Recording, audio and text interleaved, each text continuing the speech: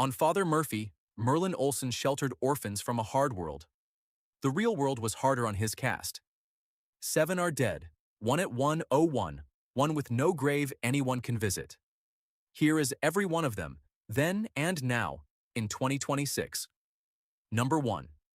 In December of 2009, a dying Merlin Olsen sat for a videotaped deposition and named the companies he believed had killed him. Doctors had found peritoneal mesothelioma, a cancer caused by asbestos, and Olsen traced it to the construction jobs he had worked as a boy in Utah, and to the dusty studio sets where he later made his living.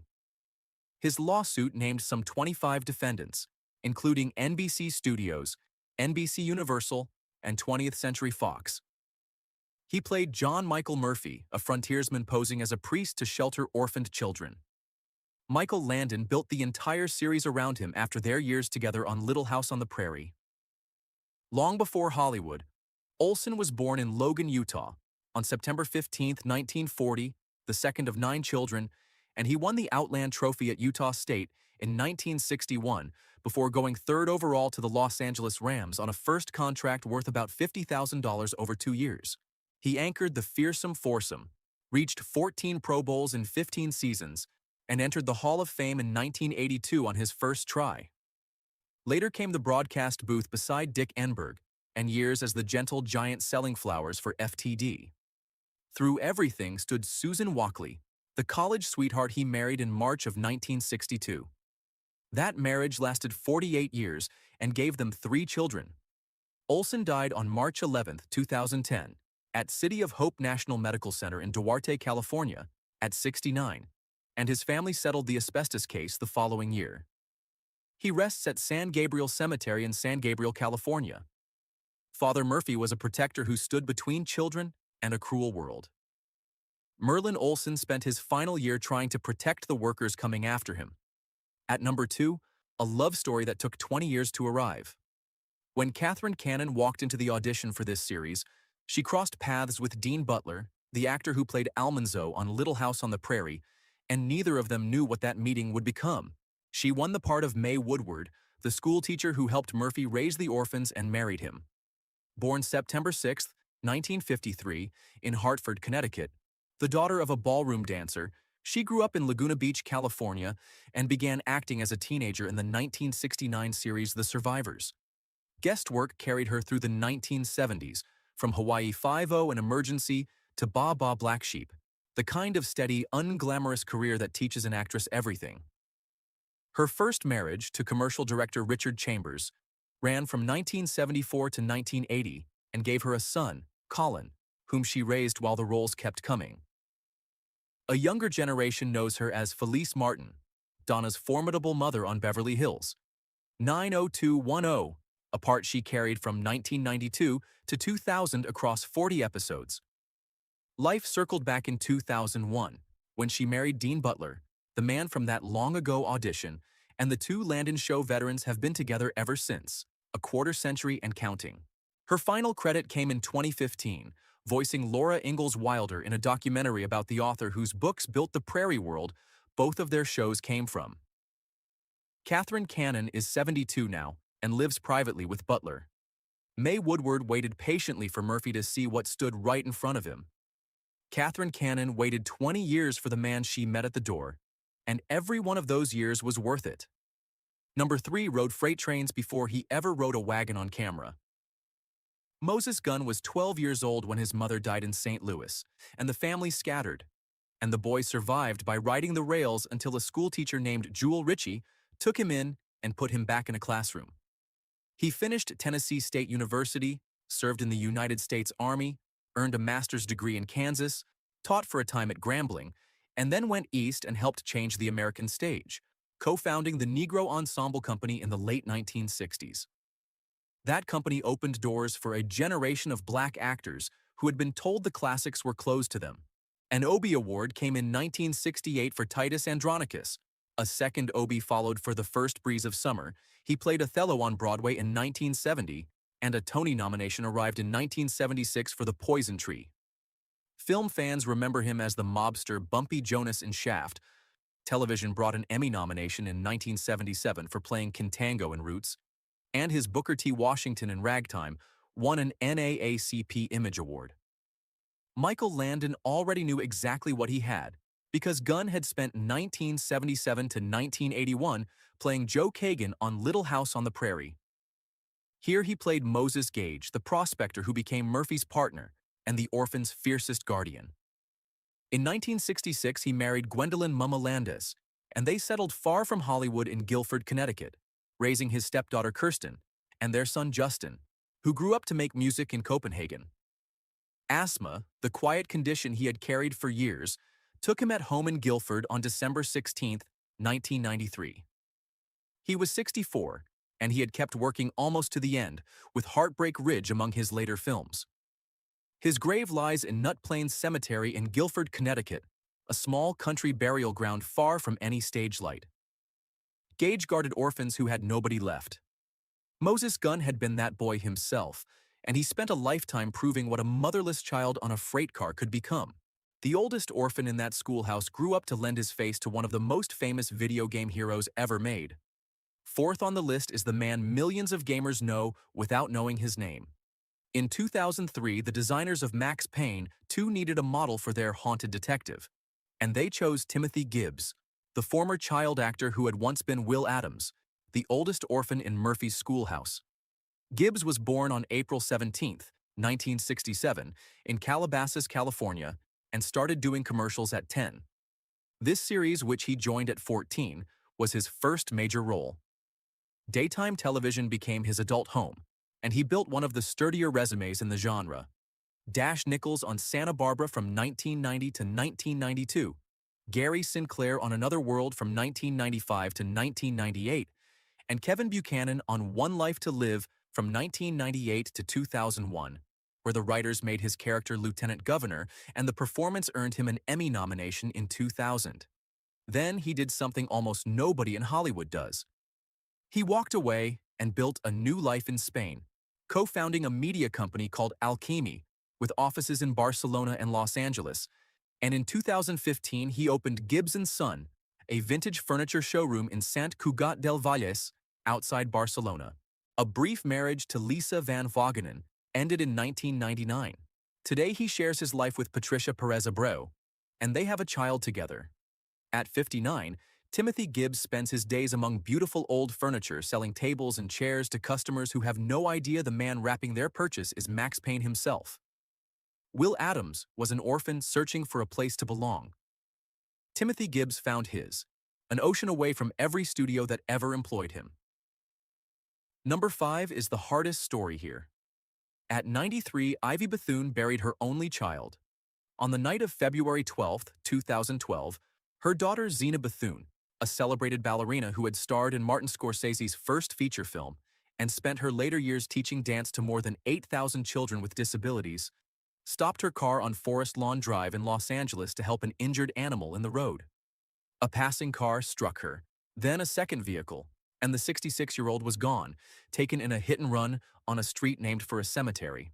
Ivy had already outlived so much.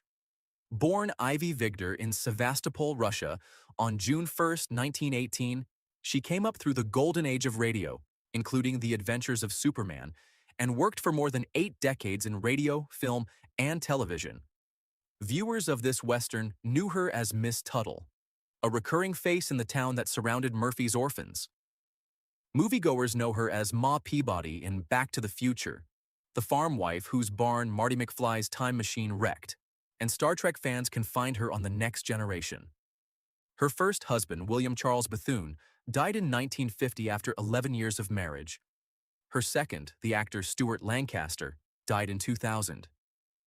She gave more than 80 years to her fellow performers, serving on the boards of AFTRA and Actors Equity, and fighting for equal opportunity in the business long before it was fashionable. Ivy died of natural causes on July 19, 2019, at the Motion Picture Home in Woodland Hills, California, at 101. No public record exists of where she was laid to rest.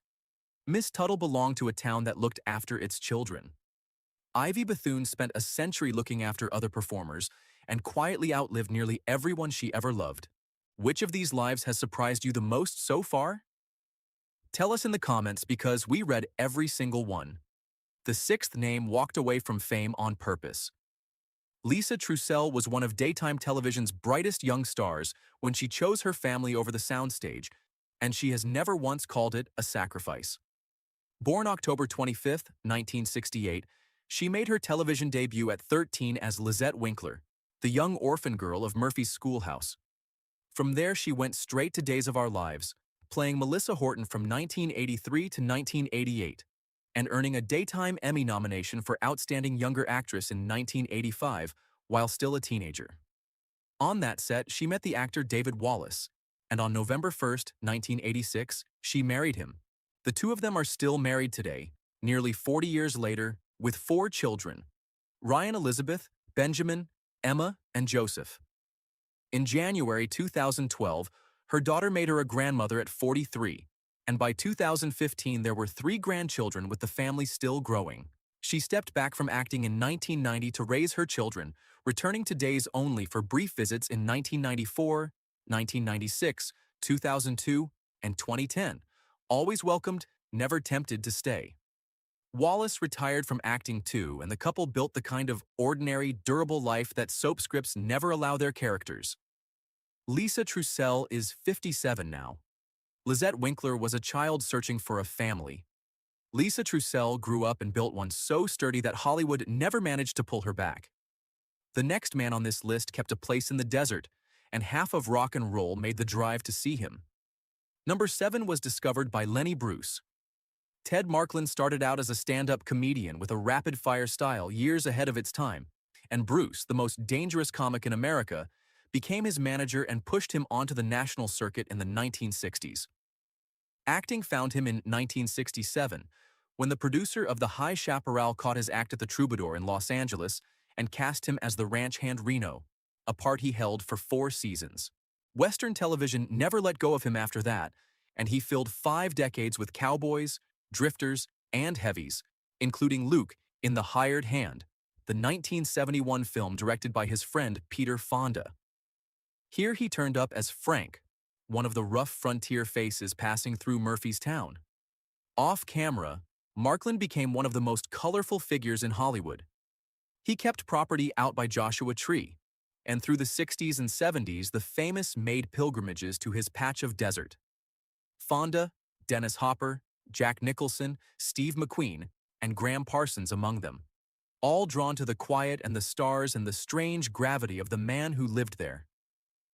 Born in Syracuse, New York, on January 15, 1933, the son of an Army colonel, he worked steadily until the end.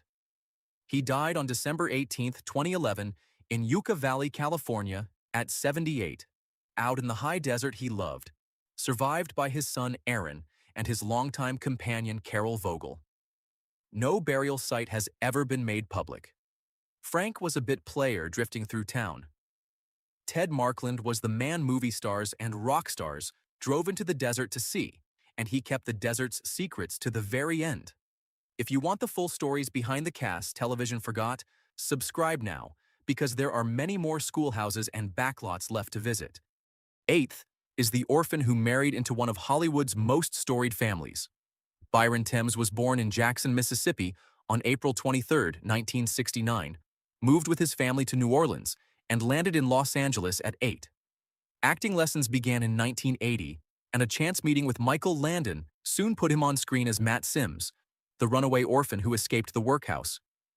He appeared in 31 episodes, then kept climbing. Young Johnny and Johnny Dangerously, a starring role in Blame It on the Night, a 1984 drama co-written by Mick Jagger, and 7 Minutes in Heaven opposite a young Jennifer Connelly. Music ran alongside all of it, and he has worked as a musician and composer throughout his screen career, with voice work for animated features filling out the later years, and a television movie called Sleepovers standing as his most recent credit. His first marriage to Lisa Alpert ran from 1993 to 1995 and gave him a son, Hudson Thames, now a singer in his own right. In August 2007, he married the actress Tricia Lee Fisher, daughter of Eddie Fisher and Connie Stevens, joining a family whose story runs through the whole golden age of Hollywood. The couple live in Hollywood today, and at 57, Thames is still acting and still making music. Matt Sims ran away from a workhouse looking for a family. Byron Thames ran toward one, and married into more show business history than any writer could invent. Number 9 died, and almost nobody noticed. When Charles Tyner passed away in Los Angeles on November 8, 2017, at 94, no trade paper ran a proper obituary. The Screen Actors Guild simply listed his name in its memorial roll months later, and that was all the goodbye Hollywood gave him. Such silence closed a life fuller than most. Born in Danville, Virginia, on June 8, 1923, Tyner fought across France and Germany as a combat infantryman in the Second World War, then came home and gave the rest of his life to acting. Broadway saw him in Orpheus Descending in 1957, in Sweet Bird of Youth beside Paul Newman, and in the original One Flew Over the Cuckoo's Nest. Audiences rarely learned his name, yet directors kept a place for him for half a century. Movie audiences knew that lean, flinty face everywhere. Boss Higgins tormenting prisoners in Cool Hand Luke, Uncle Victor in Harold and Maude, The Brakeman's World of Emperor of the North Pole, A Cattle Drive with John Wayne and the Cowboys, and Turns in the Longest Yard, Pete's Dragon, and Planes, Trains, and Automobiles. On this series he was Howard Rodman, a hard-edged townsman in Murphy's Frontier World, for 10 episodes. His last credit came in 2001 on Diagnosis Murder, closing more than 4 decades on screen. He kept his private life entirely out of the public record, and no marriage or family details were ever published. Where he rests has never been disclosed either. Howard Rodman was one more stern face in a frontier town. Charles Tyner put that face into half the films America remembers, and then slipped away without a single headline. 10th on the roster is a man who retired and then changed his mind at 88.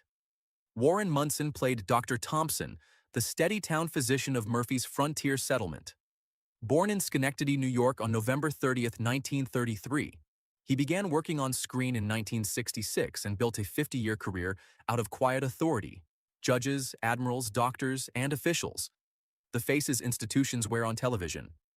Star Trek fans know him as Admiral Owen Paris on Voyager, father of the pilot Tom Paris, and as a vice admiral on The Next Generation. Soap viewers remember his Dr. Richard London on Port Charles, and his films ran from Friday the 13th Part 8 in 1989 all the way to Down with Love in 2003. After 2005, he stepped away from the business, and most people assumed the story was over. In 2022, he returned to the screen in a project called Coroner's Report, picking the craft back up in his late 80s as though no time had passed at all. His private life has stayed private, with no marriage or family details ever published. Warren Munson is 92 years old in 2026, one of the last living adults from that frontier town. Dr. Thompson tended a town that could not manage without him. Warren Munson simply never learned how to stop working, and the screen is better for it.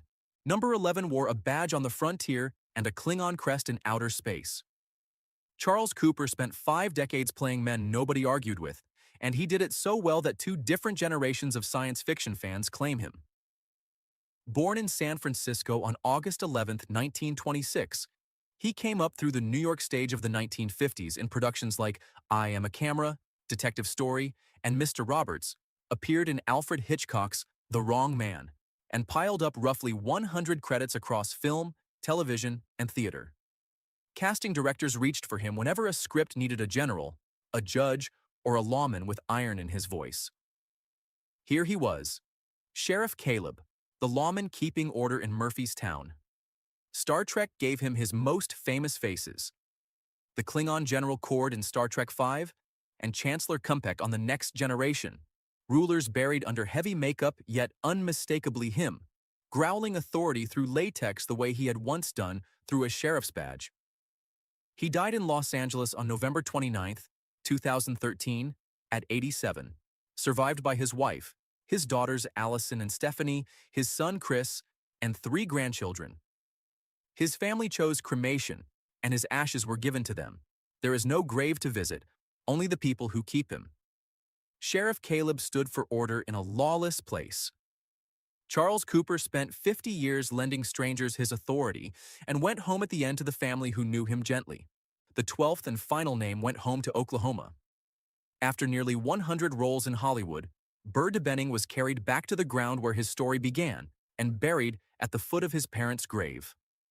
Born in Seminole, Oklahoma, on September 21, 1936, he became one of those working character actors who held American television together.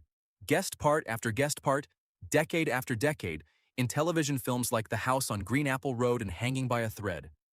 Film buffs know him from Sweet November in 1968 and from a 1977 science fiction picture about a melting astronaut that midnight audiences still cheer for. The kind of strange little movie that keeps a name alive long after the studios forget it. On this series, he appeared as Garrett, one of the outside faces bringing trouble through Murphy's Town. His private life never reached the papers, and no marriage or children appear in any public record.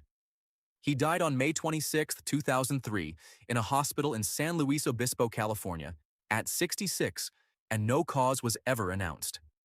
His body made one last trip east, to Sunset Memorial Gardens and Mausoleum in Stillwater, Oklahoma, where he lies at the feet of his mother and father. Garrett drifted through a frontier town and moved on. Burr DeBenning drifted through 4 decades of Hollywood, and when the work was finished, he knew exactly where home was. The orphanage was a set. Its cast was real, resting now from a California churchyard to a Connecticut field to an Oklahoma prairie, under the same wide western sky.